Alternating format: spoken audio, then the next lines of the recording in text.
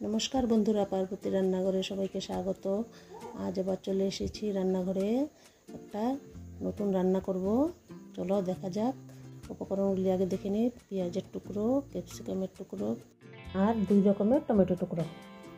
এখন পেঁয়াজ বাটা, আদা বাটা, রসুন বাটা, লঙ্কা বাটা, এখানে আছে কিছু গোটা গরম মশলা। এখন আমরা গ্যাস জ্বালিয়ে দিয়েছি, কড়াই বসিয়ে দিয়েছি। এখন আমরা গোটা মশলাগুলোকে একটু ভেজে নেব। গোটা মশলার মধ্যে আছে শুকনো লঙ্কা, গোটা জিরা, গোলমরিচ, দারচিনি, এগুলোকে আমরা পাটায় গুঁড়ো করে নিচ্ছি। এখন আমরা এগুলা পাটায় গুঁড়ো করে নিচ্ছি। হয়ে গেছে গুঁড়ো মশলা। এটাকে আমরা সাইড করে রেখে দিয়েছি। এখন আমরা একটা কড়াই বসিয়ে দিয়েছি। কড়াইতে তেল দিয়ে দেব। তেল দিচ্ছি, সাদা তেল। এখন দিয়ে দেব পেঁয়াজের টুকরোগুলোকে আমরা একটু ভেজে তুলে নেব। সাথে সাথে ক্যাপসিকাম, টমেটোটাকেও দিয়ে দিলাম, একটু নুন ছিটিয়ে দিয়েছি। এখন সবগুলোকে হালকা একটু ভেজে নেব। হয়ে গেছে ভাজা, তুলে নিচ্ছি।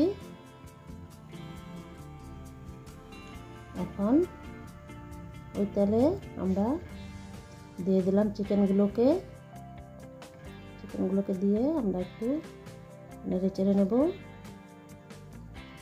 নেড়ে চেড়ে এখন দিয়ে দেব টুকরো করা টমেটো আর উপর থেকে নুন দিয়ে আমরা ঢাকা দিয়ে দিয়েছি। ঢাকা খুলে আবার আমরা নাড়াচাড়া করে দেব। নাড়াচাড়া করে আমরা দিয়ে দিলাম পেঁয়াজ বাটা, আদা বাটা, রসুন বাটা, কাঁচা লঙ্কা বাটা দিয়ে আবারও চিকেনটাকে সব মশলাগুলোর সাথে মিশিয়ে নিচ্ছি।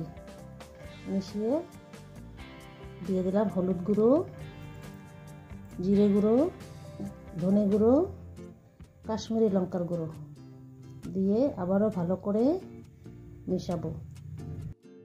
আমরা নাড়াচাড়া করে এখন দিয়ে দেব চিনি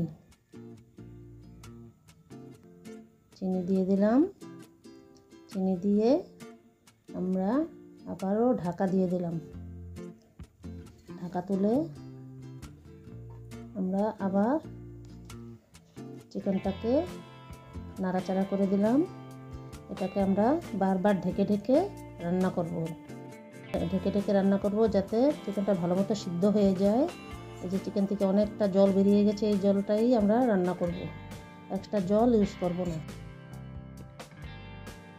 এখন আমরা ভেজে রাখা ক্যাপসিকাম, টমেটো, পেঁয়াজের টুকরোগুলোকে দিয়ে চিকেনের সাথে ভালো করে মিশিয়ে দিয়েছি।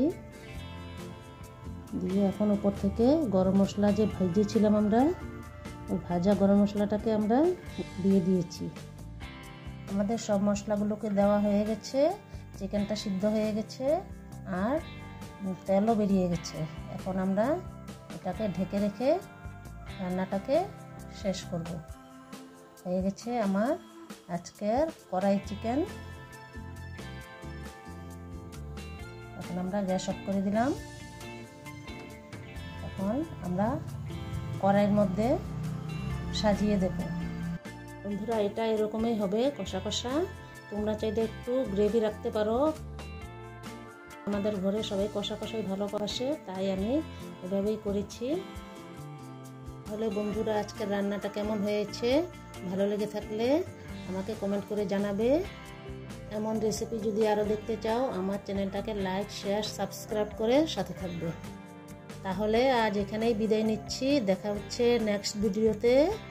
ততক্ষণ টাটা, সবাই ভালো থেকো, সুস্থ থেকো।